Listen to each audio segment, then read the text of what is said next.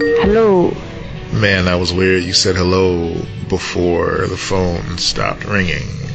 Really? Yeah. Huh. That's weird. Very, very weird. It was normal on my end. Okay, well that's good. I didn't do my loud thing this time to make the levels go all the way up. Oh. Nah. Okay. I gotta pull up my notes. Ah. Pull up the notes. Pull them up. Notes. Pull them up. Pull up the We've notes. got lots of listener talking, so that's cool. That is good. I'm glad because, that's always good to see when the listeners respond. Did you do anything special for Valentine's Day that we feel like we need to talk about Valentine's Day? Yeah, I'm going to follow your lead because I saw what you got and I want to talk about that. So. Oh, yeah. That was just today though because she's been gone. So we didn't actually do anything for Valentine's Day. That still counts. Okay. She was out of town for Valentine's Day. Yes, she was. Which is usually like, it's party foul. But, she made up for it with the thing. Yep. Okay. Well, you want to talk about what people wrote in first? We can get into that, and then we can get into the notes. Yeah, let's do that. Cool. Let's see here. Get that coffee. Mm-hmm. Yep. Yeah. Tea tonight. Tea. Green tea, to be exact. Tonight's episode is brought to you by CBD oil. Ooh. Yes. CBD oil. Ingest it in large quantities. It'll help your back. We need CBD sponsors. That would be great. Or weed sponsors. I don't care. Whatever. Can you imagine? Like, we'd be advertising weed when I just recently started imbibing, and it's not even legal in your state. So that would be... It is legal medically. In my state, and I call medical. So. Oh, that's cool. Neat. Yeah. I haven't done it yet, but I do qualify. So I don't know if I'm going to leave this on the show or not, so I can talk about it now. So I went to this place yesterday because it was President's Day, and I thought no better way to honor our forefathers than to do like they did and get a little high. So I went to this place in Evanston, which is just north of the edge of Chicago, which the place is called MedMen. And which is amazing. I love it. And it's the same place that we went to in Beverly Hills when we went to LA. And the place in Beverly Hills is really cool. It looks like an Apple store, and they have very knowledgeable staff who are eager to help you, very friendly. They don't make you feel weird at all. They make you feel like you are where you're supposed to be, and that's really important, especially just coming from the stereotype that, drugs are bad, weed is terrible, and just say no and all that shit, everything in moderation. So... Right. It's just like drinking. Yeah, exactly. Like, people come home and have a glass of wine every day or a beer every day, and, we don't say shit about that. Right, so. right. But, we've come a long way from the First Lady vilifying it to... Right. Yeah. So it was an interesting experience. It was one that was eye-opening for me and one that I greatly appreciate because it took away the stigma of, marijuana. So that was kind of cool to see in LA. Now the Chicago branch, all of them just recently flipped over from all medicinal to, recreational, at least for part of the day. Most of the locations here, flipped to recreational customer, welcoming locations recently. And this one in particular rebranded into a MedMen store. So I was excited to see what they had to offer locally. And it was disappointing. The whole experience is really disappointing because everything is brand new. They have all these extra rules and regulations in place that you have to follow, as we course correct in the other direction. So right now, they're overcompensating with what's allowed. Like, only certain growers are allowed to provide product for the stores here in Chicago. You can only grow so much. You can only buy so much. You can only have so much on your person at one time. You can't, of course, have it open in the car. I mean, that type of stuff, that's good for safety. And that's a rule that I hope continues, and that's great. But, right. Yeah, I mean, just the other stuff is kind of silly. And it's like, trust adults to be adults. It'll be fine. Everything will work out. So when I got to this place, they open to the public at 10 a.m. They open previous to that for medicinal users so they can get what they need before the public. They made us stand in line at a car park. And so already that felt super shady to me. Right. And then they started scanning our IDs. I'm like, okay. All right. That's cool, I guess. Like, they scan our IDs, just like if you have to pawn something in Florida. So, I understand that. Okay. So, but continue. Yeah, that was the next step. Then after that, they, finally after waiting for like a half hour, they allowed us into the store itself, which is less of a store and more of just another place to like queue up. So, we just go through the rope maze. And as we're doing that, they have a representative come around and hand you a sheet of paper, just a blank, not a blank sheet of paper, but just like a very just basic looking black and white print of paper telling you what they have available. There's no like shine, there's no shimmy, there's nothing special, no razzle dazzle. It's just here. This is what we have today. And if you'd like to purchase this, I mean, if it's new, I understand that. Like, yeah.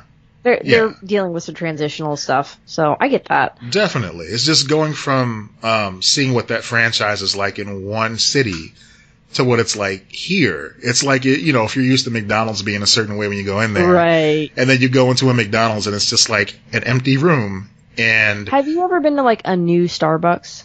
Yeah, I'm sure I have. Because that's what I'm thinking of. Like, it's rough. You'll end up getting free drinks a lot, though. That's cool. Thing that happen. Like, if you go to a new Starbucks or Starbucks where they train people a lot, I learned this from Allie that, like, if you go to the Starbucks where they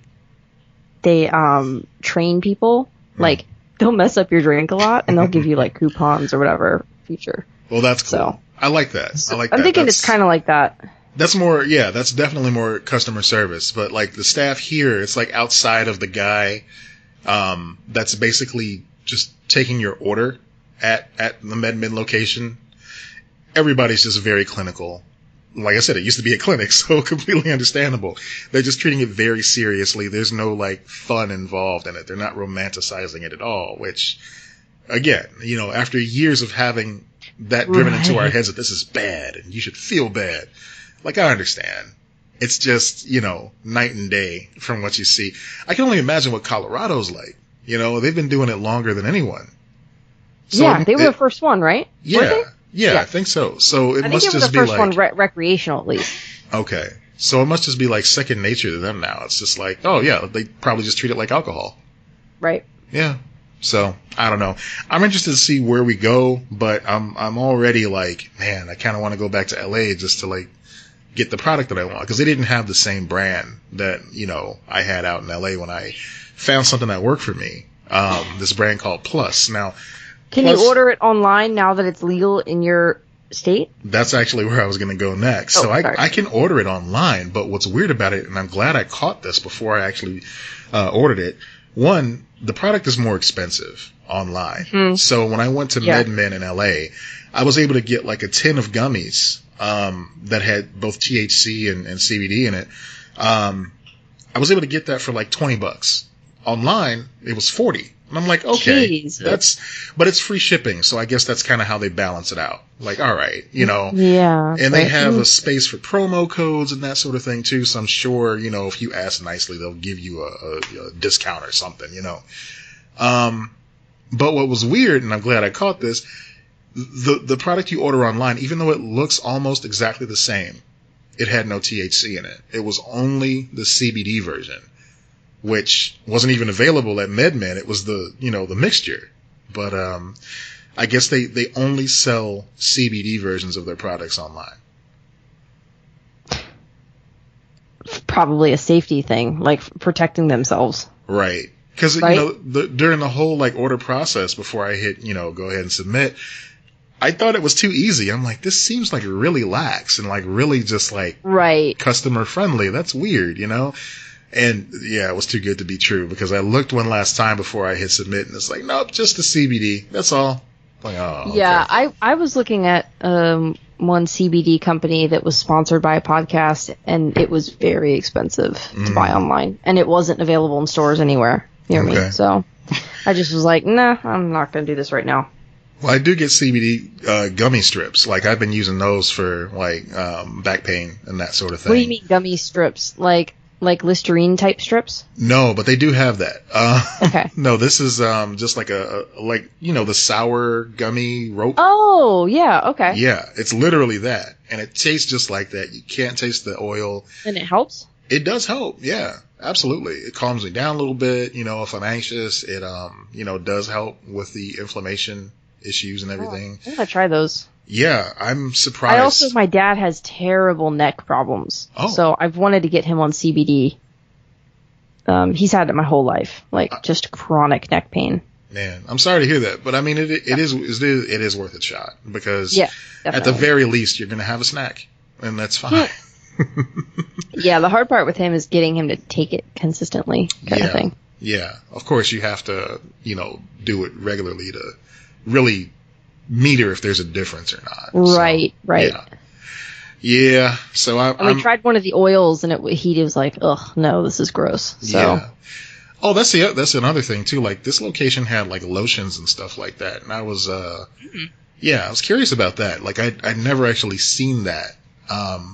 But like I said, I'm still new to this whole thing. So yeah, that was interesting to see. They have like lotions with CBD and THC in it, and I wonder if they really do help. Yeah. I mean, I would bet they do. If ingesting it is helping, I think they would. Well, maybe I'll be brave enough to try one day when I don't have to wait an hour and a half in line. And that hopefully will wear off with the newness. Right. Yeah, that's what I'm expecting because, you know, even a month ago it was impossible to get into one of these places because they were just running out. They were completely running out of every type of product they had available. So it's gotten a little bit better now that I can actually go into one and, you know, wait for debatably a reasonable amount of time and, you know, come out with something. So that's something. Yeah. So we'll see how it goes. Yeah. All right. So I guess we're already in the show. Starting the show. That was in the show. That was a decent enough conversation to stick in the show, I guess, if you wanted to have that on there. Sure, why not? It's your call, though. Ladies and gentlemen, welcome to Lex and Matt's Excellent Adventure. We are post 50, y'all. Oh, yeah. That's right. We're over the hill now. Back on our bullshit. Episode 51. Back on our bullshit. I'm Matt Peters, of course. And I'm Lex Lutz. That's right. Lex Lutz. What the fuck? What did you do? I didn't say my name right. I said my name wrong. I was like, ugh, Lutz. Lex Lutz. He's over there speaking Dothraki. The problem is I had like throat problems, but now I have allergy problems. Oh. So it never ends. And I mean, this morning I just literally saw pollen in the air, like snow or something. Damn. Yeah. The world wants me dead. Spring actually springs over by you. Over by us, it's still raining and a little gloomy over here. So we haven't gotten that spraying thing going yet. Yeah, it's trying to kill me. I won't let it happen. Don't you let it happen. Nope. All right, but you know what we did let happen? Let some wonderful listeners, some adventurers, write in and give us some ideas of what we should be talking about this evening. Yeah. Okay, so let's look. Okay, on Instagram at Art of Chase said, I do not know if the person who wrote is male or female, so I'll just say they. They wrote in saying Lex should talk about gay stuff. What's the scene like in Chicago and Florida? I feel like they're very different vibes. Okay. So, I don't know Chicago's scene. I've only visited Chicago. I do not live in Chicago. Okay. My area is, like, especially in St. Pete, is gay friendly, but it's mostly men. Everything really caters to men. There are no like lesbian bars. So, yeah, that's not really the scene. It's mostly catering to gay men and older as well. Okay. Because Florida, a lot of people retire down here. But yeah, I'm not in it anymore. Like out there in it. But yeah, that's pretty much it. Older gay men are really the big like demographic down here, even though there are lots of lesbians as well. Lesbian bars don't survive. And I don't know exactly what the reason for that is. Gay bars in general can struggle, but like lesbian bars in particular just don't survive. Okay. So I don't know why. Yeah, that is something fascinating because from what I understand, it's like that all over. Yeah. You know, of course, I can't speak directly from experience, but folks that I talk to in Chicago, there's one lesbian bar that has outlasted all the other ones called Big Chicks. And I know that's like the place. Right. Other than that, I've been to Roscoe's a couple of times myself, and no, this is not the Roscoe's that has the chicken and waffles. This is the Roscoe's gay bar, and it's always a party, and men and women are welcome. We're both having trouble tonight. I'm gonna keep sipping this coffee. Men and women, folks from any range are welcome to come through and hang out and just, you know. I mean, it's that way. It's that way at the gay bars as well. Like you can go in there, but it's not necessarily your space, and you can feel that, you know. Yeah. That makes sense. There used to be this whole area of Chicago called Boys Town, aptly named, where folks could come and just be gay, not be hassled. Right. And there's still a lot of spots in Boys Town where folks can go. There's the Kit Kat Club, where they have a lot of drag shows and that sort of thing, which is a lot of fun. But you know, the area has really changed because, you know, it's odd. People see it as like safe to raise a family.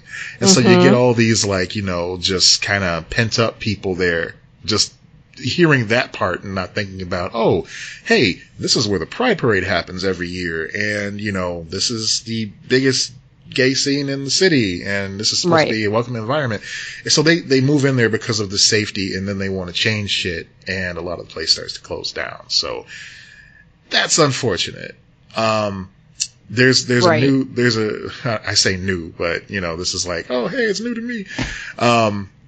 Andersonville is a place where folks hang as well, and I know they have Mary's. What's it called? It's like Mary's Upstairs or something like that. Like, I did of all things, I did a Pokemon Go, like, bar crawl. And, it was hosted by, a group that caters to gay nerds in the city. Oh, that's cool. Yeah. And CNSC was co-sponsoring that. So that was a lot of fun. I got to see a lot of those spots. And of course, yeah, there was a drag show, and it was a Pokemon themed drag show, and I'll never forget it. Oof. Yeah, that's a lot. It's a lot because there's one performer, they did, Vulpix, or not Vulpix, what's Eevee? And they went through all the different evolutions of Eevee. Oh my God. Throughout that's this amazing. Act. Yes, it was amazing. And it was an event to behold. So, yeah, Chicago does have a scene. It does have a geek scene. It does have a gay scene.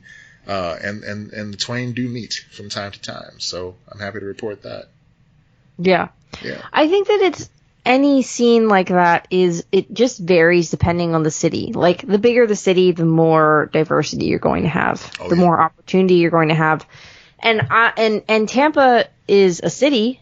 But it's not nearly as big as something like Chicago. So, you know, that's going to limit things. But between Tampa and St. Pete and, you know, some of these areas, you can, you know, hang out and stuff like that. But yeah, mostly, you know, if you're looking for social things, you should go on like Meetup or find Facebook groups or, you know, things along those lines. You can find groups out there of people that are like, hey, we're going to go hang out at this bar or whatever.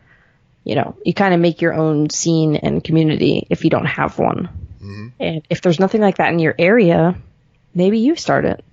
Why not? Be a trailblazer. Yeah. Yeah. If you don't have a community, make one. There you go. Yeah. I don't know why it is, but things like that usually start at libraries. That just seems to be the case. Because that's where the learn didn't happen. Libraries and the adjacent, like, McDonald's and Burger Kings nearby. Yep. That's where we get learned. That's where we get learned. That is where we get learned. So, yeah, I hope we've answered that question, even though even though it was a Lex question, I hope we answered that question. Well, I don't really know Chicago area stuff, so you did a good job of answering it the best you could. I did the best I could, that's right. All right, so next question. What we got? Okay, Gabby asked us about the High Fidelity reboot. What are your thoughts? So this one's got Zoe Kravitz as the main character, right?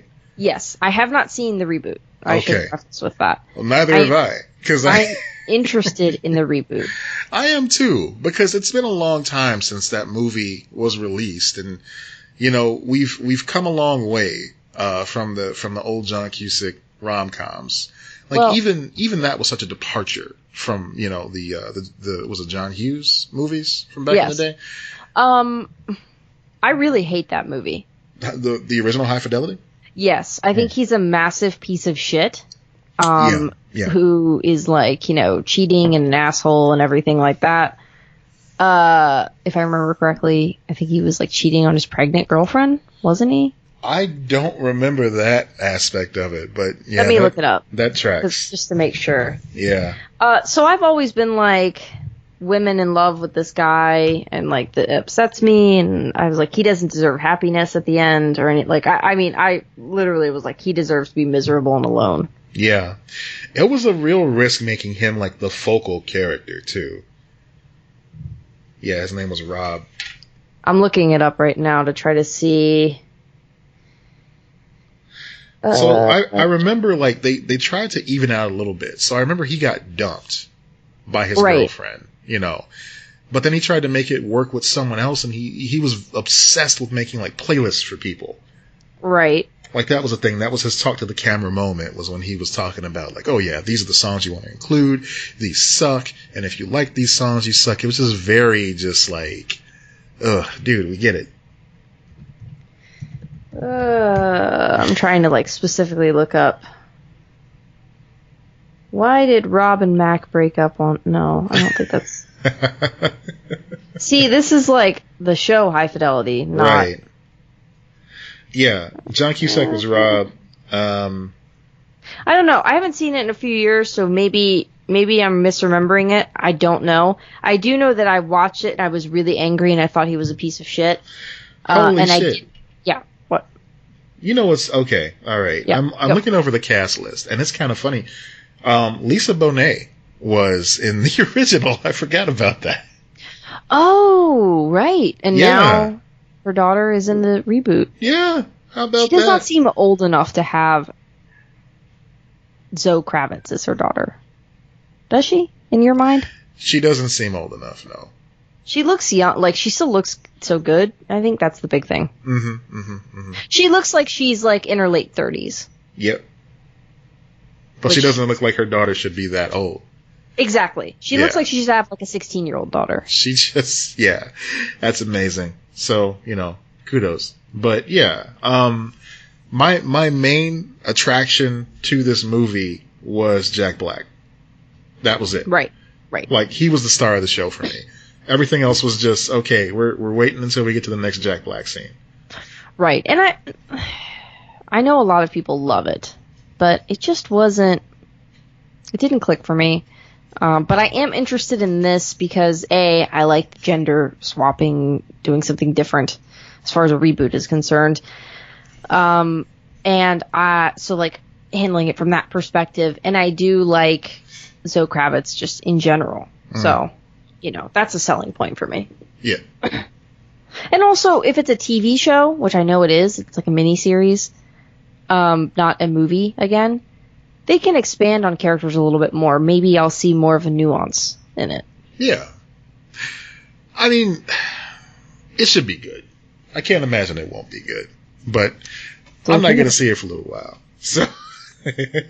Yeah, I'm watching The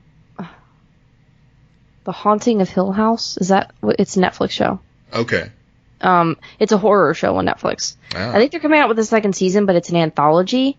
Ryan talked me into it, and it's super scary. Like, I've been legitimately terrified at moments. So I've been watching that. I've only watched like 3 episodes though, because Bree's been around a lot and she cannot handle anything horror related. So okay. It's been like, okay, like if we're watching something, it's gonna be like Parks and Rec or something like that. Not this show, because even I'm like, holy shit, like what did they just do? Yeah. Ugh. I've caught all the way up with Lucifer now. Like that was my obsession for the past couple of weeks. And, I can say at this point it was worth my time. I really enjoyed it, and I'm glad the show exists. I'm glad it's getting another season. I was reading the story because last episode we were talking about how like, oh, this is the last one. They've already confirmed. They've actually asked the team to put together a 6th season at this point. The fifth one's done and over with. But yeah, they've asked the team to consider coming back for another season, which is unheard of. I mean, that's incredible. So we'll see how that goes. But yeah, the show itself, the 4 seasons that I watched, the 3 that aired on Fox, and then the last one, which was Netflix exclusive. Yeah, it's some good TV, man. That's good. I'm glad. It didn't look that good to me at first. Yeah, I can understand that completely, because it's like, all right, it's a very, very thin concept when you think about it.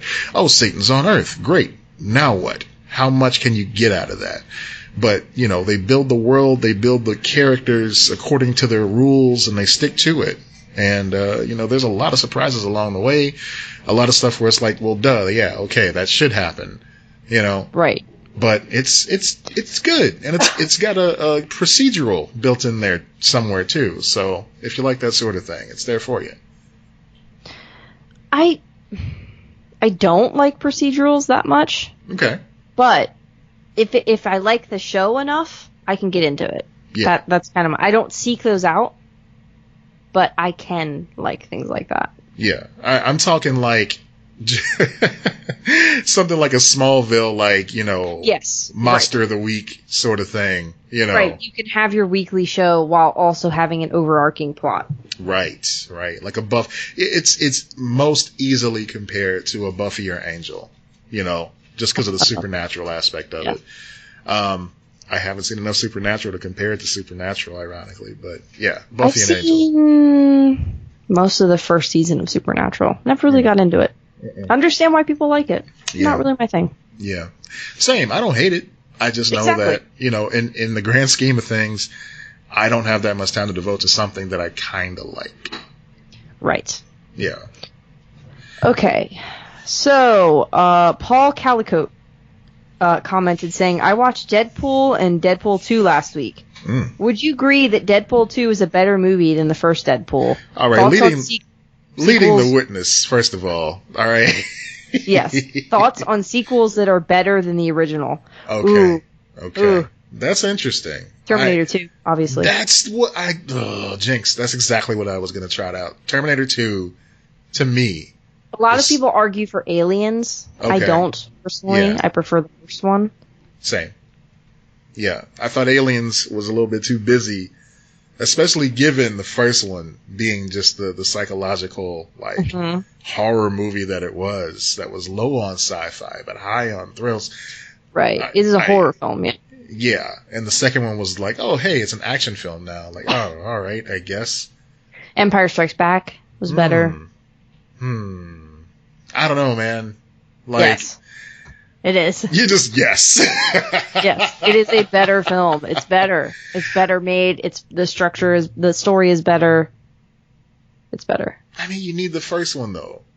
You do. To me, that is true. That it is inherently flawed in its cliffhanger and story structure in that sense. You do need both the first one and the next one. So that's what I'm considering here. When I think about Terminator 2, Terminator 2 catches you up so effectively in 30 seconds. You know everything you need to know. And everything that you don't know, you're told as soon as we encounter Sarah Connor. If this acts as an introduction to Sarah Connor, it's almost better than the first one in that regard, you know? Captain America, the Winter Soldier. Yeah, you really don't need the first one. You kind of know already. I mean, it's Captain America, so that's almost cheating. It's perfect on its own kind of thing. Expands the entire universe at the same time. Does a lot. Right, yeah. Everything you need to know about Bucky and all that shit. It's right there for you. The Dark Knight. Dark Knight. Yeah, I mean, again, it's served by the fact that it's Batman. So you already know who Batman is. Yeah, it's good on its own. Yeah, you don't even need to see Begins. In fact, it's funny how, you know, Dark Knight Rises gets so much crap, but I feel like it's still better than Batman Begins. I'd have to revisit them to say for sure on that. Okay. My initial gut is probably because I liked Anne Hathaway as Catwoman. Like, I thought she was amazing. And I just like the cast in general in that last one. So, yeah, I don't know. I'd have to, like, I need to revisit those movies anyway. Let's circle back to Paul's original question, though, with Deadpool. Like, you saw both of them, right? Yes, loved them. Okay. I loved them, too. I just want to get that out the way first, because you know, you can kind of see where I'm going with this, obviously. I enjoyed both Deadpool movies way more than I thought I would. When the first one came out, I'm like, there's no way they can make this joke last for an hour and a half. They did. They stuck the landing. It was fantastic. Second one, there's no way that they can make a sequel to this movie that'll entertain me just as well. Nope, they did it. It was great. I think I agree with him that the second one is better. What about the second one makes it better than the first one? I think that they could have just replicated the first one and done a lot of the same bits and the same bullshit, which is what most comedies, when they have sequels, do. Yeah. And they did not do that. It was like they were very aware that that's a thing, and they created something new, while still maintaining the core, like, comedic structure of the original. It's a very fine line. It's very difficult to do, and I think they managed to pull it off really well. I would say it's at least, like, on par with the first one. Even if you're not, like, ranking them, you are just as satisfied watching Deadpool 2 as you are Deadpool 1. All right. That would be mine. I can compromise there. My thing is that the second one feels a little bit too busy, in as much as, like, okay, we've got all these new characters. We've got, you know, the rehash of the first movie, basically, which is fine. I mean, you want to hit all those funny bits that you hit in the first one again, because people love those funny bits. Like, you know, just brutally roasting Deadpool, you know, on his looks. Right. You know, that's got to happen. Him losing a limb and regrowing it this time, you know, his legs, that's got to happen. It's just part of the lore at this point. Negasonic Teenage Warhead and just her being a curmudgeon. Yes, you need that too. Right. But Hi, Kiko. Right. I mean, like, yeah, there's lots of things to love about it, but there's so much. I mean, you have Cable, you have the beginning of X-Force, you have Zazie Beetz as Domino, who did a great job with her like almost Quicksilver type bits where she's just walking through mayhem and stuff like that. Yeah, I mean, there's a lot, and it's like, okay, I love it, but I wish I had more time to digest it. So it's like too much cotton candy at once. Oh, okay, that's fair. That's fair. Yeah. And you felt like the first one was more balanced because they weren't trying too much. Exactly. They established the world, and then they just kind of like, you know, set it. Like, all right, here, this is where we're leaving off. We'll come back here eventually. Okay, that's fair. I don't disagree with any of that. I enjoyed, but I would say let's go with, like, they're on par with each other. Mm-hmm. Like, I can turn on either one and enjoy the hell out of those movies. Oh yeah, same. I'd be interested, Paul, to hear why you think it's better. The second one is better than the first one. Yeah, definitely. It's I was going to get on a very dark path and start talking about those Disney sequels again, but we've done that so many times on this show. We don't need I'm to go. trying to think of another. Obviously, The Godfather 2 is one of those that like is always put on that pedestal of being like one of the best sequels ever made.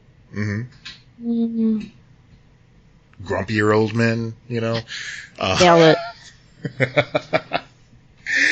You need your oh my goodness, Analyze That, Oh, yeah. Splash 2, The Splashing. It's back, baby. Okay, so we have a question here. Okay, Pauline wrote in. Yeah. And I feel like this was more of a question for you. Have you watched the new show Lego Masters? If so, what do you think of it? Okay, so I have thoughts about this show. I made it a point to watch this show before we recorded tonight because I was curious about it. I know I talk about Lego and Lego stuff quite a bit. And, of course, this show should be right up my alley. So, it's interesting. The first thing I get, the first vibe I got from the show, okay, it's hosted by Will Arnett. It seems like they told Will Arnett basically to host this show as BoJack because some of the shit he says on here is just so condescending and so egotistical. It's almost as if, BoJack is just hosting this show. And I'm fine with that. That's fine, if that's where they're going. But man, like, it's basically Master Chef all the way down to the set. And it's just distracting because it's like, okay, I've never watched Master Chef either, but I know the core. Yeah, so it's a reality show, and I feel like it's done by the same production company, of course, because it's on Fox. That's fine. But yeah, it's like they just stick to these tropes of competitors, and they have to be a certain type of person for them to be on the show. So you've got your basic categories. You've got the gay couple, the bearded basement nerds, the black dudes, the father and son duo, the totally straight couple, almost to an annoying factor. Right. The eye candy girls who may or may not be gay. You don't know. You might, maybe. No, definitely not. Okay. They'll never tell because, you want to make the guys watching feel like they got a shot. And then, of course, you got the grandmas. And the grandmas are my favorite pairing. So it's like different teams that have to make these intricate builds from Lego bricks, in a time limit. We'll get back to that time limit. So the grandmas are my favorite duo because it's basically two women who look like they were born to be portrayed by Adie Bryant and Kate McKinnon. Like they totally fit that character stereotype that they do. Like, in the last half hour of SNL every week, they have them playing old women and you know what's going to happen and they're going to break one another. This is their sketch right here. This is them. That's awesome. So if you're going to watch it for something, watch it for these two older ladies. What network is this on? This is on Fox. Okay. And so there's a lot of bait and switch. I guess the grand prize is $100,000 and that's like, is it just $100,000 bar? I was going to say that's enough to like get you 3 Lego sets at full price. Yeah. Yeah. What if it was just like $100,000 candy bar? Have they ever done that?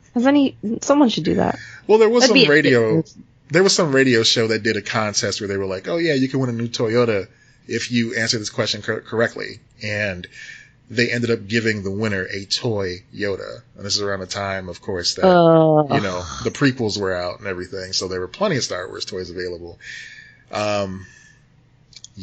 She sued them and won. So that's something. Good for her. Yeah. Anyway, these duos on here are just so tropey. It's distracting. It's such a reality show. And, I guess some of the cool things are like they have 2 judges who are there who actually help make some of the more intricate Lego sets on the market. So that's cool to see their insight and get, their take on things a little bit. I've only seen the first episode, so maybe it gets better, but right now it's kind of dry, and I'd rather just build Lego on my own.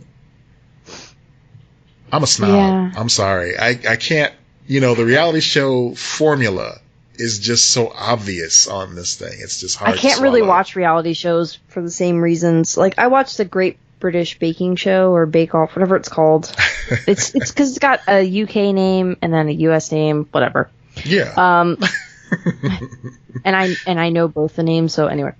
I watched that. I'm trying to think if there's any others. Okay, but let's stop there for a second, because it's funny. I was talking to Dee. I made that observation during watching this. It's like the Great British Bake Off, except there's only Noel Fielding. Ugh. Yeah. Like, I like Noel Fielding. I think he's funny, but he needs... Yeah, it's like, I mean, yeah, I agree. I said, like, I don't like him. I totally agree with you. I like him as well. But it's the balance. He's old Greg. Gotta love old Greg. But yeah. Old Greg. It's fine. Drinking Bailey's from a boot. There's a scene where Terry Crews busts through a wall like Kool-Aid Man. That's entertaining. Okay. If you want to see Terry Crews back on Fox after Brooklyn Nine-Nine moved to NBC, there you go. That's there for you. Yeah. But yeah. So the countdown thing, right?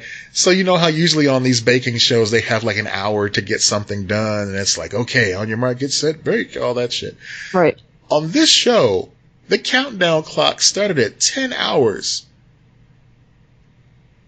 That seems like a lot. I mean, I don't know. Like, building these Lego sets, they do take a long time. It seems like a lot of that time goes into the drafting stage, and they must have cut all of that out, because the way that between commercial breaks, the clock skipping all the way down from 10 hours to you have 1 hour left was like probably the span of 5 minutes. Oh my God. It was like, oh man, I got whiplash. It's almost like they got into the editing and they're like, oh my God, this is boring as shit. All right, we gotta accelerate it. And everybody's got their little stereotypical stories and stuff like that. Like, oh yeah, we're a father and son, and we've been building Lego together our entire lives, and it's how we bond as a family. And, we're just two old ladies from the Ozark, and instead of doing puzzles, we do Lego. Yeah. Just stuff like that. It's like, all right, it's so cute. It's saccharine, and yeah, just not for me. Maybe you're too dead inside for this, man. I guess. Maybe I'm just too hard-hearted to enjoy the simple things in life, like Lego, TV shows hosted by Will Arnett. You still love Legos, though. Oh, yeah. Hell yeah. That's all that matters. Oh, man. There's two dudes on here. Their whole gimmick is they're redheaded, bearded guys. That's their whole gimmick. Everything has to do it ties back into the beard thing.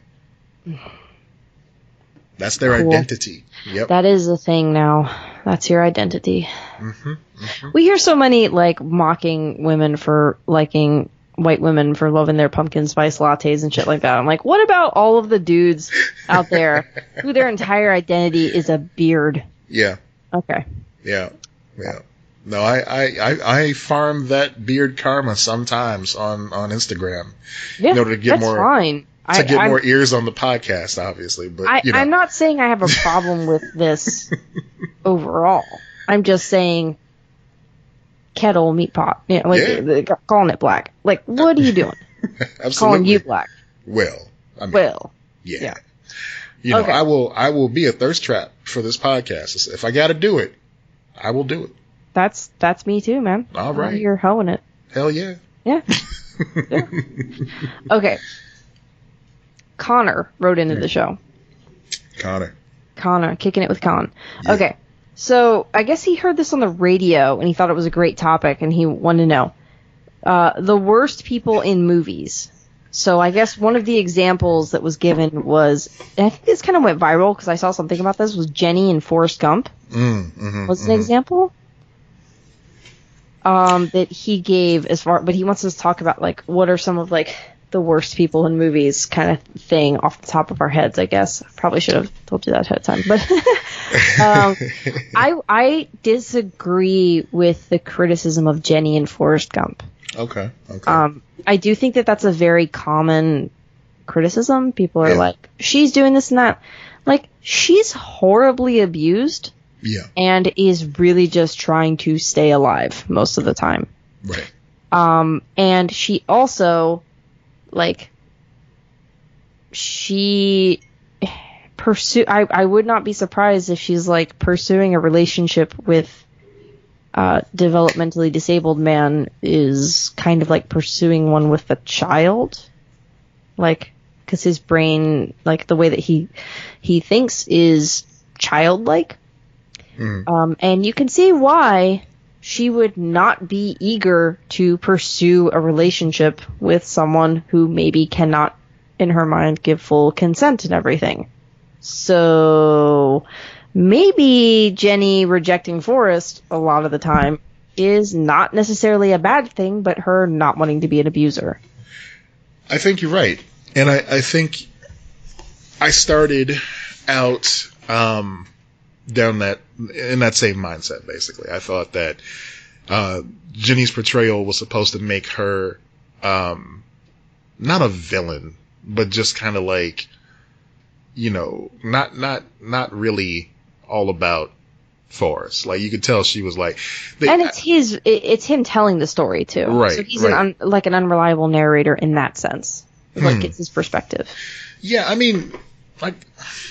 I kind of get that, but I feel like that's just a framing device rather than, you know, at least I hope it's just a framing device. Could you imagine he's just telling stories about all these amazing things he's done? No. I'm not saying that he's lying. I'm saying that there is a lot of fantastical elements, and we are the hero of our story when we're telling the story. That's how I want to read this movie now, is he's just lying the entire time. I wouldn't say that he's lying. I would say that he's probably embellishing. Like, yeah, like, I met John everyone Lennon. Embellishes their stories a little bit or something like that. Like, especially when, like, you get older and stuff like that. I feel like that happens all the time. I thought that was kind of a part of it. Like, a part of the allure of he's, you know, telling these tales. Like, did you ever see Big Fish? Yeah. I love that movie. But he's telling some tall tales. Oh, absolutely. And you're kind of like, what's real? What's not real? Well, you know, this is a fantastical thing that happened. Yeah. Maybe you want to believe it. Maybe you don't. Yeah, I mean, that movie, I totally agree with you. Forrest Gump, man, I feel like it was its own thing, you know? I do love that movie, though. Yeah, I haven't watched it in a long time. I hope I still love it. So good. Yeah. But yeah, the last time I saw it, I loved it. Mm-hmm. But yeah, I can see how Jenny can be read as an antagonist in that movie. Yeah. But I also did grow to see it from your point as well. Just, she feels like she's not good enough to be part of his life. Yeah. Like, that's she has her own trauma that she's trying to run away from rather than work through. And that's the tragedy of her character, is that she never works through her trauma. She just tries to run away from it until it eventually destroys her. Right. And then you get somebody like Forrest, who, you know, is painted as somebody who's just so altruistic, and, you know, you're rooting for her to finally see that. I think that she does see that the entire time. I don't think she ever... First of all, I think that idea of she sees him as childlike, and she can't get past that. I think that's a problem in her mind because she was abused as a child. But I also think there's the sentiment of I'm not good enough for him. I do think that she was running away from him because she did not think that she deserved that true love, that real love that he so clearly felt for her. And then I think she felt for him as well. But there's that thing from, did you ever read or watch The Perks of Being a Wallflower? Mm-mm. Okay, it was an amazing book. The movie's good too, if you just want to watch the movie. But there is a line in that where it's like, why do people choose like people to love that aren't good? And the response is, we accept the love we think we deserve. Yeah.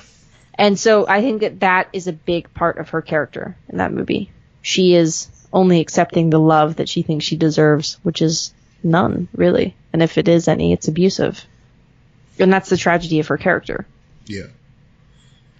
And I also think that's good writing. Like, I think it's it's sad. Like, you don't want to see it go that way. And I think that's why people get upset, too. Sometimes when you're talking about a bad character, and that's what this is framed as, it's a bad, right, worst people, okay? Yeah. Is what the question was framed as. Sometimes the worst person in that kind of thing is like a Don Draper on Mad Men or whatever. It's very well written. And it's very well done. And you fucking hate it. Like, you hate this choice, or you hate the person, or you hate whatever. Yeah. So I think that's why it's like a characterization, like, or a polarizing character, or, you know, something along those lines, where you're like, some people are like, I hate her from this movie, or I love her, or whatever. As far as other characters, do you have any off the top of your head that you can think of that's like, I hate this character from this movie, or this person's a real asshole? One very specific character, from the Harry Potter books, from the Harry Potter movies too, Dolores Umbridge. Oh yeah, she's a bitch. Oh my god, that woman. Just the just smirk on her face as she just destroyed the lives of these poor fucking child wizards. Yeah. Just fucking hate her. They did such a good job of just making her an absolute monster with a smile on her face. I think that Michael Corleone in The Godfather, particularly when you get into Godfather Part 2 and the decisions that he makes with like Fredo and everything like that, I'm like, I think he's a real son of a bitch. I think that it turns him into a real son of a bitch.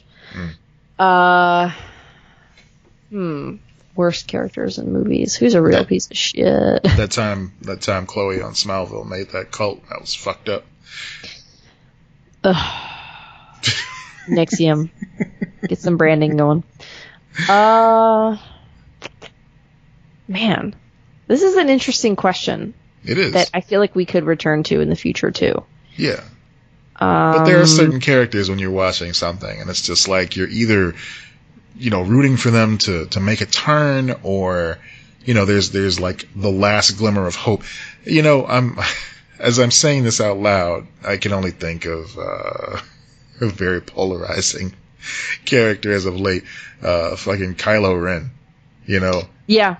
It's like, I fucking hated him. Of course, they make it so you have no choice but to hate him when he, like, you know, kills his dad. So, yeah, you know, you take this beloved character. Ooh, I just thought of one. TV show, but Ramsay Bolton.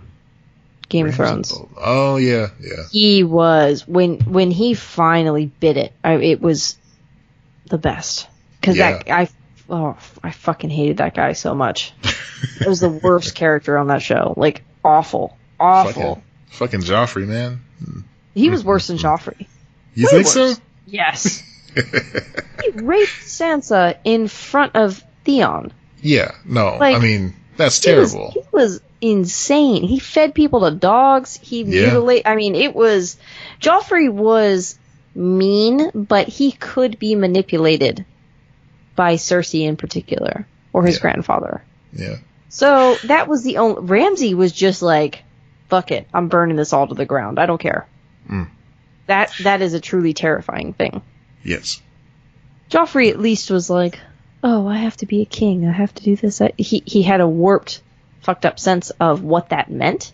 Mm-hmm.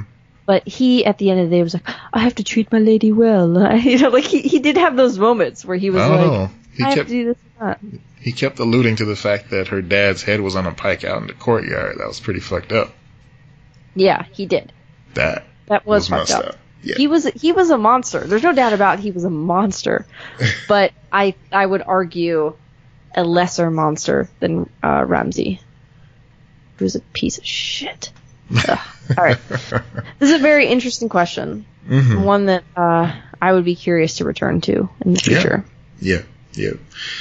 So, thanks for writing in, everybody. Appreciate you. All of you rule. Okay, bud. Yeah. Did you do anything special for Valentine's Day? We just had Valentine's. Valentine's have taken place. Valentine's. So, you know, D and I, we trade trade a little something Mm-hmm. gift wise for the holiday. Have a little nice dinner, had a little steak action going on there. Steak night. Yeah, steak night. This year, I surprised Dee with every single Kit Kat flavor in existence. Oh my God, really? That's awesome. A good number of them, if not all of them. As you know, there are certain flavors that are exclusive to Japan markets for Kit Kat that we never get over here. But there's a little market in Chinatown that I stopped by when I did the library thing a couple weeks ago, and yeah, they had a whole lot of them. So I loaded up, got all the good flavors, and made sure to document what the wrappers were so I could, help us choose which ones to try. Smart. That's thinking ahead, man.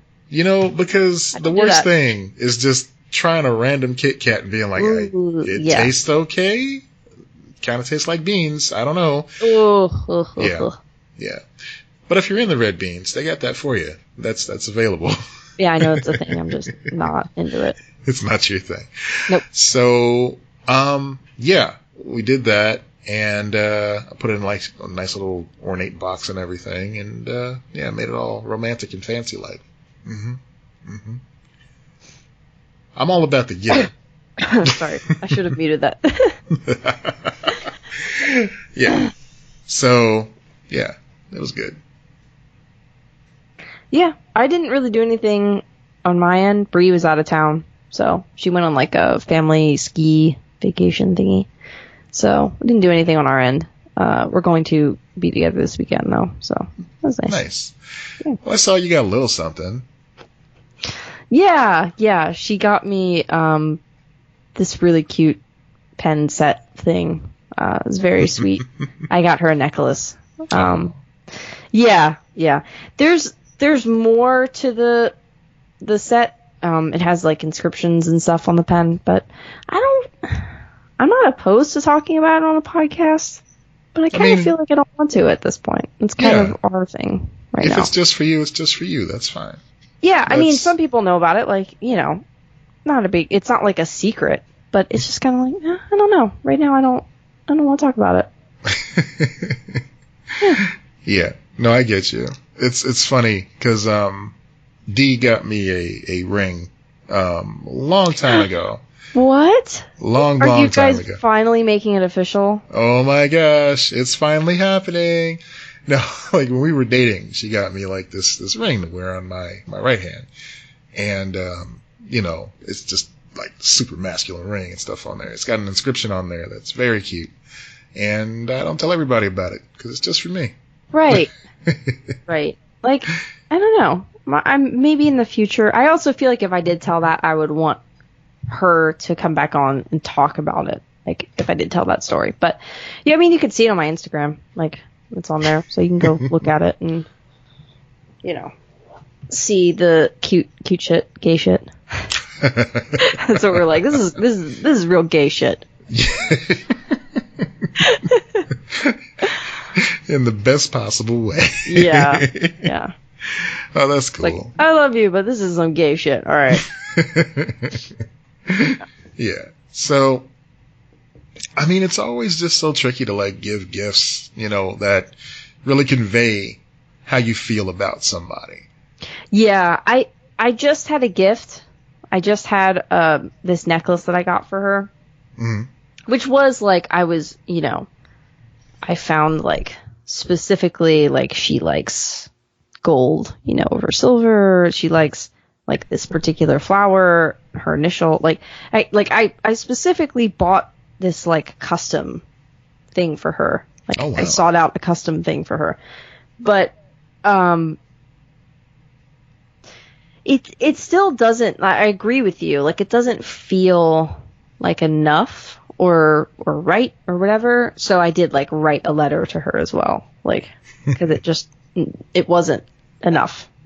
So.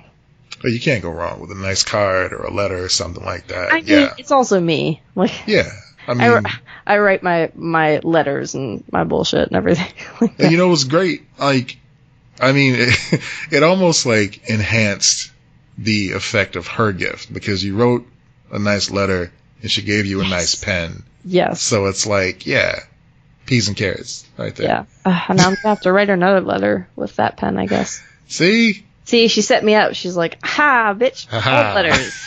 Yeah. It's on you. Entrapment starring Catherine Zeta-Jones. Right. Yeah. So, no, that's cute as fuck. And, I love it. It's good shit.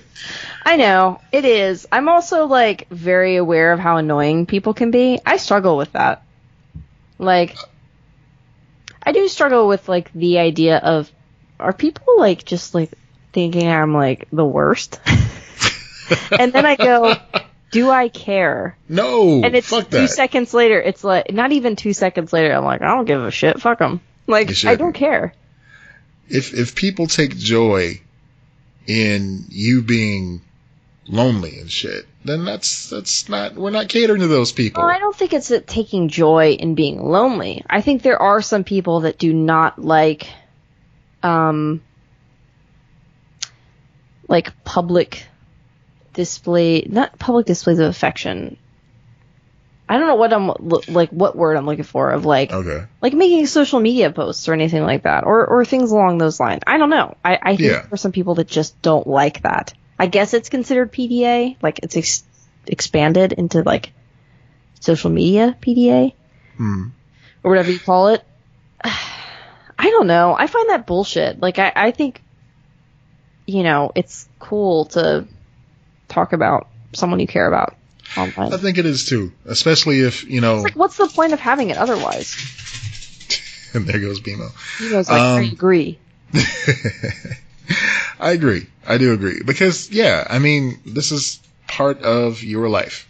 And if it's not for them, then the show's not for them, I guess. Whatever. Right. Like, what? Who cares? Yeah. I don't mean to be so dismissive. And I care. And you're talking to me. So that's kind of the bottom line here. We're having this conversation with one another.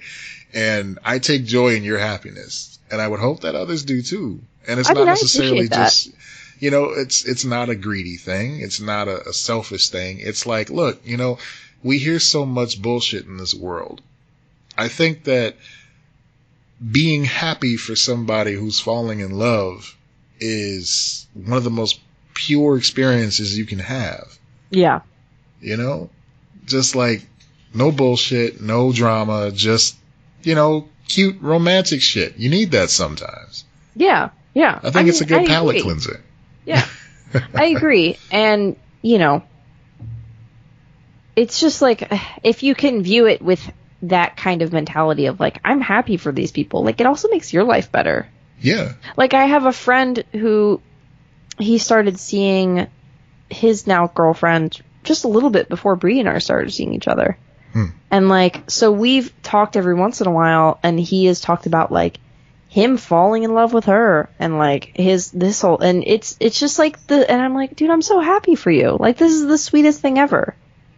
So like that, even if it's something that you want that you don't have or whatever, like if you can find a way, and it's difficult, but if you can find a way to like truly be happy for someone else, it makes you a better person, and then it opens you up to more possibilities in life.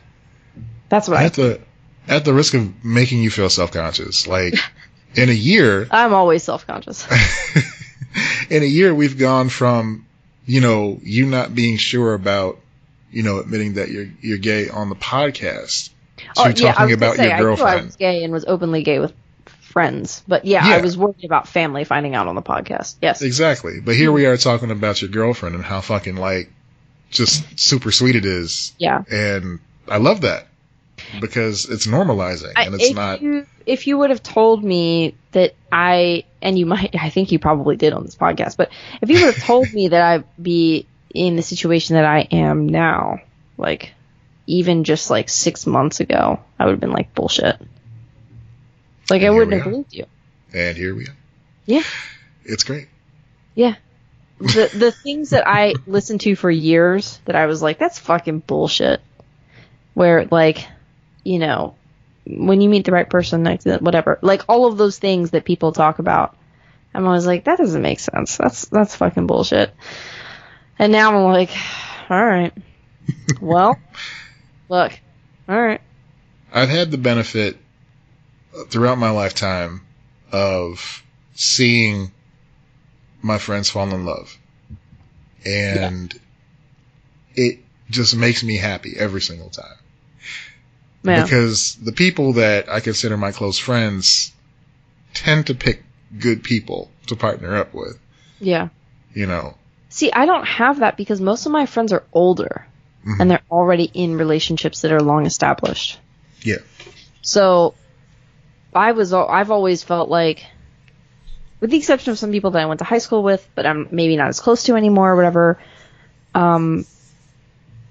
like, I've always been like, everyone's paired off but me. I don't have anyone. Like, that was always my thing. Mm-hmm. So that was, like, something that I dealt with, and I have talked about on the podcast plenty. Yeah. But now that it's very, like, I've even told Brie, like, it's a lot for me to get used to, of going from, like, I don't have this thing to now I do. Mm-hmm. And feeling, like, very protective of it and very, very happy about it and not hiding that. But yeah, like, it's great. Like, it is, and that's why, like, I don't share everything on here. I didn't ask Brie to talk about our first date. When I talked about our first date, listen, she talks about whatever the hell she wants to talk about, as you guys can tell from that last episode. I mean, that's fine. I love that about her. But, like, when I talked about our first date, like, you know, you guys will remember I was like, well, we had a moment, and then I fell in the... Like, I was kind of, like, tiptoeing around things because I was protective of, like, our, you know, privacy together. But, like, then she comes on here and she's like, so this is what happened on our first date. Like, so, like, that's cool that she's that way. Yeah. I wasn't, like, upset about it or anything. But, like, so that's why I'm kind of like, oh, I'm going to talk about this. I'm not going to talk about it, whatever. It's more of a, like, she doesn't care. Like, I don't think she would care at all. She never gets embarrassed about anything. But it's more of me being like, I'm going to hold on to some things, at least for now. I mean, you know, couples listen to our show together, as we know. Mm-hmm. You know, there are a few couples that do listen together, and, you know, it's kind of cool that, you know, you can hear someone else's relationship flourishing and growing, and you can see the parallels in your own. Mm-hmm. And just kind of, like, you know, smile and remember back, like, yeah, I remember, you know, how cool it was to fall in love like that. And, you know, hopefully the ideal scenario is it puts a smile on your face, or it helps you to appreciate what you do have. So, yeah. I hope so. Yeah. Yeah, absolutely. If we can do that even a little bit. I'm putting a lot on your shoulders with this whole thing. And I realize that as I'm saying it, it's like, well, fuck. Now I'm saying, oh, yes, you're a pillar for, you know, just identifing as gay and being out loud about it and all that. I don't take that seriously at all. So you can try to put that on my shoulders. I will just not do it. I learned that lesson long ago. Like, I'm not taking on anyone else's shit. I have my own. There you go. I have my own weight to carry of, like, you know, feeling like a piece of shit about things and stuff. Like, I'm not taking on anything else. And that, in and of itself, is the lesson. What if I was a piece of shit the whole time? It was me, Austin. I was the piece of shit the whole time. Oh my god. Yeah. All right, let's talk about this Batman. Let's so to the Batsman. We got some Battinson news. We got some hot Battinson goss going right now. So we were given like a 10-second little teaser of the Batsuit for the first time. And this is very akin to how we were introduced to the Joker makeup, I want to say about this time last year. So that's kind of cool. You know, that they're introducing these looks in the way that Did they do are. a video?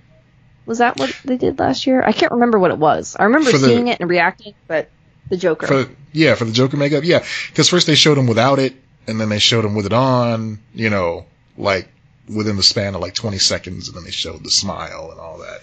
Yeah, it was a little video. Same, almost exact framing as this. Of course, a big part of what we're seeing here with the costume is the red lighting, which, of course, the internet was happy to kind of give it its dues by saying, oh, it makes it look like Daredevil, and that's fine. But in actuality, what they're going for is the look of the teasers for the Long Halloween. So I'm excited. In those character images, like Batman had a certain color, he was red. Then I guess Catwoman was green, maybe. Then they had like Penguin, and he. Are they really going to do Long Halloween, man? Are they? It'd be interesting to see. Like we know so little about this film so far, but what we do know from this it's costume, my favorite Batman story of all time. Yes, favorite. Man, you know what? My favorite is Hush, and still Jeff Loeb. Yeah, you're right. King. He just seems to get Batman, and I love that about him. Yeah, that's great. Yeah, if we get Long Halloween, I'll be happy. We're never gonna get a good Hush. I'm just kind of resolved at this point to that, because there's so many moving pieces for Hush to work, and so many characters that are not necessarily in the Bat universe that are involved, so it's like, all right, fine. Right. But Long Halloween's still great, and hopefully they do that justice. Speaking of justice, let's talk about that bat symbol. Okay, so what people are saying is, and you can see this in the image, is that the bat symbol is forged from the gun, and you can see it, like it looks like pieces of a gun. Yeah. The gun that killed his parents. So this development was recently highlighted in a story written by Kevin Smith, drawn by Jim Lee, that was part of a like an anniversary tribute to Batman. This is like a recent issue. I want to say this issue came out last year. Okay. So it's possible that they were developing these ideas simultaneously, or it's just a coincidence. Because in Kevin Smith's story, he said that Bruce Wayne melted down the gun completely to just like a flat piece of metal to put behind the bat symbol. Right. So I like either way. I like the sentiment of it. But the point was like the same, metal that took his family away from him was going to protect his, his important bits. And shield him from gunfire. Well, and be a part of this quest now. Yeah. To save Gotham. Yeah. I think that's pretty cool, man. Yeah, it's pretty badass. Is it? It's like what's the Pokemon that wears his mom's skull? Oh, Cubone? Yeah. Oh. It's like that little boy wearing his mama's skull. Oh, that's so dark. It is dark. You know what? He's the Batman of Pokemon. Cubone is the Batman of Pokemon. Not the hundreds of Zubats that you encounter. No. No, it's Cubone wearing his mama's skull. Mama's skull. They marketed this to children. Children, I tell you. All of this is marketed to children. So is Batman. True. So the suit itself, it has a lot in common with the Arkham games. Yes, another cool thing. That type of armor. Something interesting to me, though, is that little, like, collar that's on it. Like, that to me seems a little bit out of place. Like, I'm not like, oh, it's the most terrible Batman suit in history, and I'm going to type all these tweets and tell people not to see it because I'm threatened by birds of prey. No, it's fine. Yeah. It's not my jam. But it kind of looks like a Robin suit type of thing. Yeah, I could see Robin rocking something like that. I mean, he did have that, like, the collar. Super high collar when he became Nightwing. Right. So, yeah. I think we'd have to see more of it to judge that. Yeah, absolutely. I mean, this is a teaser. It's a glorified teaser. Yeah, so. It is interesting how the cowl is stitched. Like, you can see the stitching. Yeah. Look at that second image of him looking up. You can zoom in, and you can see it's like leather. And I think that's why the Daredevil comparisons were so strong. Enhance. Yes, I see what you mean. Yeah. I would have liked to see a non-armored suit. Because it's been technical armor has been the Batman suit for so long now. Yeah. That it would have been interesting to see them go with like gray and blue, like old school. Yeah, that would have been neat. Tights kind of thing. But I guess that's just not believable to people anymore. I don't know. I mean, the way these movies operate now, this may not be his only suit, and we may get an homage to that, classic suit. And it's in red. Yeah. If they did the gray, like with a touch of blue in places or something along those lines, I'd be happy, even if it was this suit. Yeah, I'd be happy with that too. Either way, I'm interested to see what's going to happen. The black, same tactical suits, and they've done that too many times now. Do something different. Yeah. I've already expressed my desire to not see the Waynes get murdered, but that's going to happen. No, they're going to show it. They're going to show them pearls drop. So, I mean, I'll just get over that. Fucking pearls dropping, man. Take the shot. The best part of Teen Titans Go to the Movies was Robin and the gang went back in time because they were convinced that all their problems would cease to exist if they basically rid the world of superheroes. So they went back to the origins of all these different heroes and prevented them from happening. So they prevented Krypton from blowing up. They they did something bogus to Aquaman. I think they put a 6-pack ring in the ocean and he got tangled up in it or something like that. But they basically save the Waynes from getting shot. Okay. And so they went back to the present and realized, okay, that didn't work. We need to go back and, help all these origins actually take place. So they blew up Krypton. God, and they make sure the Waynes get killed and everything. That was the darkest part of the whole thing. They went back to Crime Alley to make sure the Waynes got shot. Oh. But before they cut away, you see Robin put the pearls back on Martha's neck and just give a thumbs up and then leave. Oh my God. That whole movie was worth that part. I'm like, this is just fucking dark and these kids don't understand why. And it's just, it's so funny. Good. Yeah. So, yeah. It's still worth a watch, even if, I basically spoiled that part for you. It's yeah, I think people will be okay. Yeah.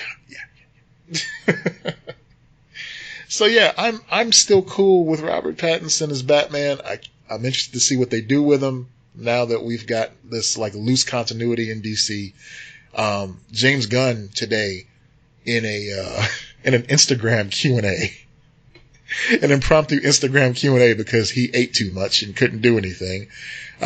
He mentioned that he knows what's happening with the upcoming DC films. That they kind of gave him a heads up so he doesn't contradict anything in Suicide Squad. So it's good to know they have a plan now, and they're not just playing fast and loose. So they are continuing to make a universe. That's interesting. Yeah, but is that like a universe, or just, hey, these movies are kind of related, but not really? I have no idea, man. I don't know what they're doing. I just want to enjoy the films that I enjoy, ignore the ones that I don't. That's my philosophy with it. Exactly. So, yeah, we'll see what they do. Yeah. I'm excited for this, though. I think it's going to be good. Me too.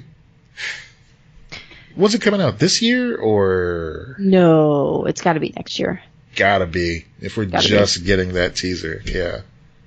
Yeah, it's got to be next year. I don't know. Okay. We'll figure it out. Anywho. Well, maybe it could be the end of this year. I don't know. Huh. Okay.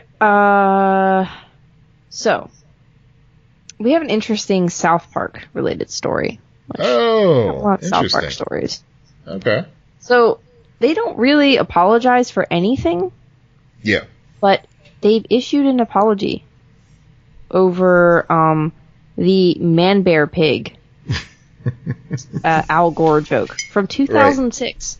Right. I remember this, actually. This was supposed to be making fun of the Inconvenient Truth movie. Right. And Man Bear Pig was supposed to be representative of climate change, basically, and Al Gore's insistence that it's a real thing. Right. So, this says that the creators of South Park have issued a rare apology reprising the character Man Bear Pig to make amends for a diss that is more than a decade old. So in 2006, during season 10, Al Gore issues a stern warning to the kids about the single biggest threat to our planet, and he's talking about Man Bear Pig, creature meant to represent climate change. So at the time the episode aired, Gore was months away from releasing the documentary An Inconvenient Truth. The problem is that, per South Park, Man Bear Pig was fictional, and Gore suggests that the threat was imagined by Gore. So, like, it's not a real threat within the context of the show. So basically, like, South Park was mocking the reality of climate change. So, now, 12 years later, the show's creators have orchestrated basically a fix for this. In this week's episode, Time to Get Cereal, Jesus, the children discover that Gore was right all along. So basically, they're seeking his help, and they apologize for not taking him seriously. Oh, so this is actually an episode that came on last season. But, yeah, I mean, it's still pretty... Oh, no.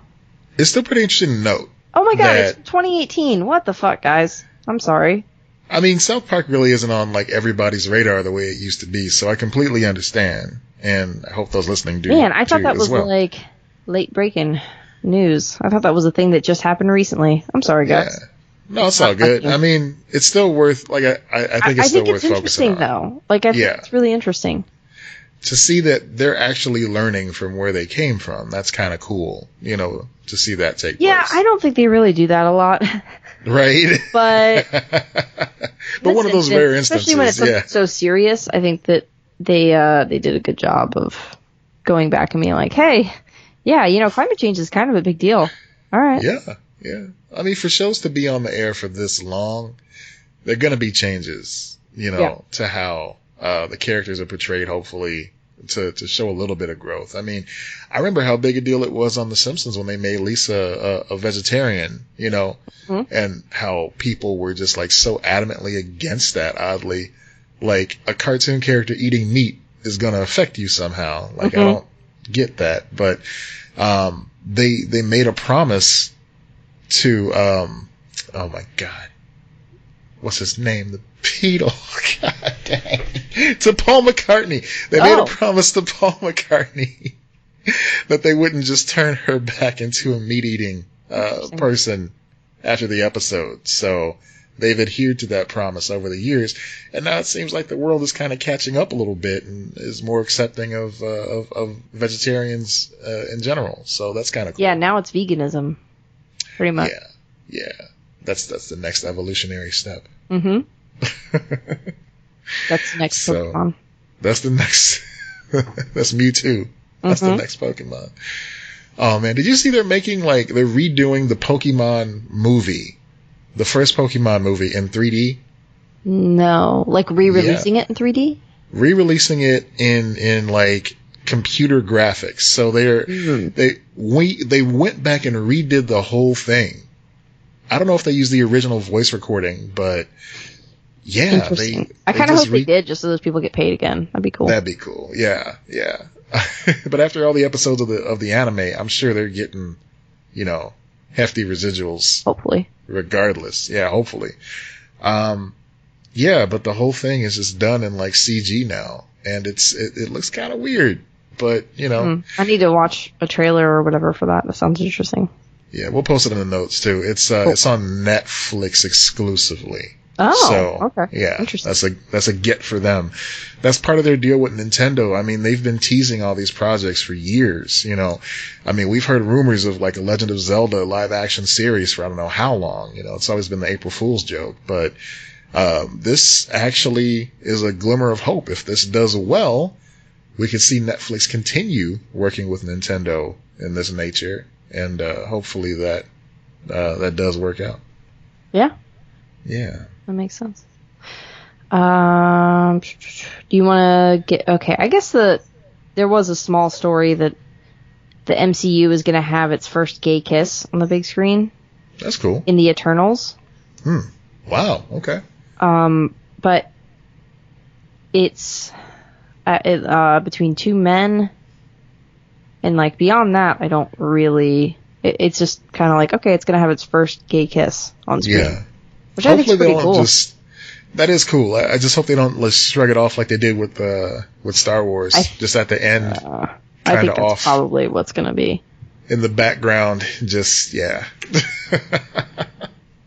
Someone, this actor said that he is portraying the husband of a Marvel Cinematic Universe's first openly gay superhero, saying that we represent a gay family and have a child. Cool. So maybe just like show him real quick. Yeah, right. It's interesting. Like I feel like even with all the goodwill that Guardians of the Galaxy got for being that dark horse that just came out of nowhere, I feel like Eternal still has an uphill battle. I agree. I think it does. I still think that any of these that people don't know has an uphill battle. Yeah. I mean, people will be a little bit more open to it, but yeah. Sure. But even fitting in the main tapestry of the Marvel Cinematic Universe, like there was always the Avengers to point to, saying, "Okay, we've got to get to this big fight with Thanos." Mm-hmm. Now it's just all these characters who are unrelated. Maybe they'll come together one day. Maybe they won't. Who knows? We're just kind of flying by the seat of our pants here. So, I don't know. Yeah. Okay. Do you want to get into the Wall of Weird? Wall of Weird. Yes. Okay. We've got a couple choices here, but I'm going to go with this one because I just... a local Tampa website that they write the best articles. It's called Creative Loafing. Okay. And I love their articles. This is from Valentine's Day. Fittingly, from Valentine's Day. Yes. City of Lakeland closes portion of the park because of snake orgy. This is written by Colin Wolfe. Officials with the City of Lakeland have taped off an area of Lake Hollingsworth after residents noticed large numbers of horny snakes. Regarding the snakes spotted in Lake Hollingsworth near the roundabout, began a February 13th Facebook post on the City of Lakeland's Parks and Recreations page. It appears they have congregated for mating. They are non-venomous and generally non-aggressive as long as people do not disturb them. Once the mating is over, they will go their separate ways. That's usually how it works, yes. Yeah. The snakes appear to be native water snakes. However, some residents have pointed out that water moccasins also are spotted in the same area. Those are very dangerous. Keep your shoes out of the water, people. Keep your moccasins out of there. Secondly, they found out about these snakes because, they kept seeing pop-up ads going, local horny snakes in your area. So DMs. Yep. Just slither into the DMs. Just slithered into the DMs. Yeah. Yes. While we cannot rule out the presence of other species, meaning like a water moccasin, which are very venomous, being in that location or other locations around the lake, we believe the water snakes have congregated in that area as they seem to do yearly. The City of Lakeland has since placed a caution tape around the area and plans to hang warning signs to the public about the snake orgy. Wow. The snake orgy. I love that they called it a snake orgy, too, and there are pictures. A snorgy.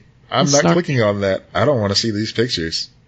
Yeah, and I fucking hate snakes, but it's pretty funny to see. Did you click on it? I clicked it anyway. Yeah. God.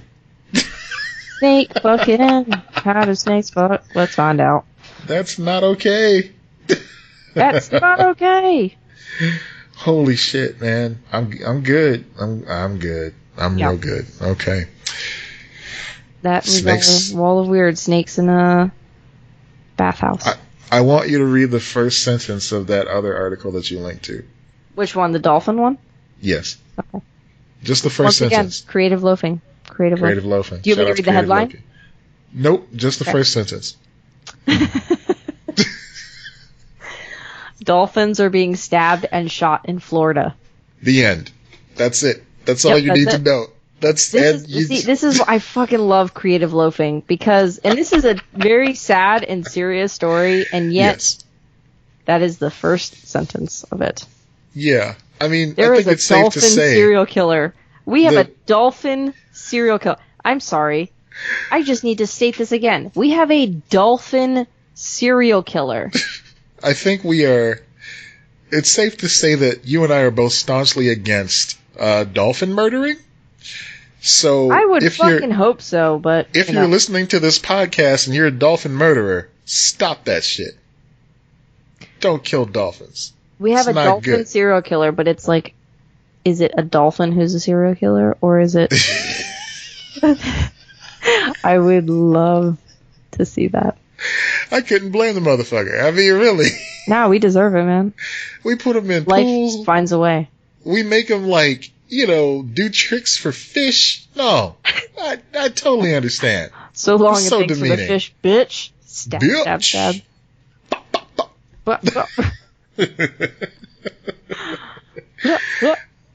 Just see a dolphin going around with Thug Life tattoos on. Mm-hmm. If you see a dolphin roll up on you in an Impala with other dolphins in the back seat, you don't ask questions. You just run. You hit the bricks. Yep. Fucking run. So yeah, watch out for dolphins. Grab one of those nets that were not dolphin safe from like the 80s or whatever. Grab that net, throw it, and run.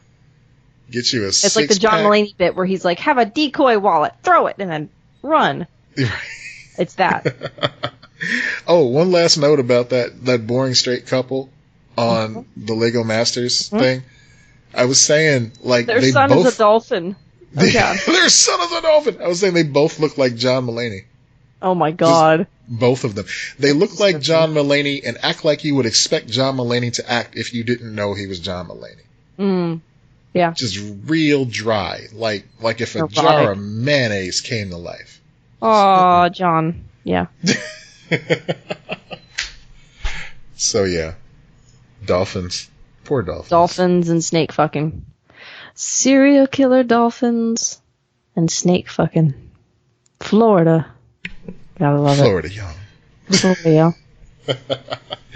Oh, man. Okay. Well, I did just see some breaking news here. Okay. That Good Time star Janet Dubois has passed away. That's sad. Yeah, that's really sad. Janet Dubois played the Evans family's sassy neighbor, Willona Woods, on the classic 70s TV series Good Times. Her family tells us Janet died unexpectedly in her sleep overnight at her home in Glendale, California.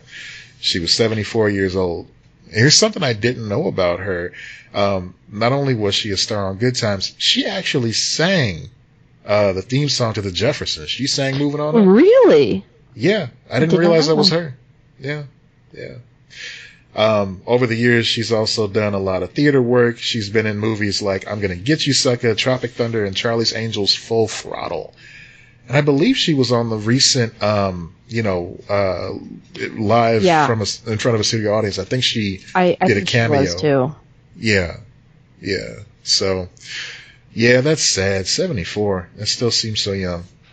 Right, by today's standards, it does. I mean, right. and any passing is sad, and especially an unexpected one. That's horrible. I feel for her family right now. Absolutely. So, yeah, much love to her family. Mm-hmm. And, of course, her work lives on. Yeah. And we can enjoy it for years to come. Yep. Yeah. Well, we're back to our shit. Back on our bullshit. Back on our bullshit. Bemo's whining because he wants me to throw something so he can go get it. It seems throw like, something for that poor boy. I wish I could, but he won't drop the thing. Drop it. Drop it. Drop it, Bemo. This is thrilling podcasting. Throw it, bud. Throw it for yourself. I can hear his little paws. He's so cute. Yep. That's the thing where I throw it, but I don't really throw it. I didn't really throw it. Poor Bemo. That's mean. All right. Well, if you guys want to support our podcast, you can go to patreon.com/LexandMatt. That is the best way to help us out. You can get some cool exclusive stickers. Next month, we are going to have a 50th episode anniversary type commemorative coin sticker. So the kind of thing that Scrooge McDuck would love. That's right. Yeah. I wonder who was behind that design. I could not tell you. But okay. Oh, it looks pretty great.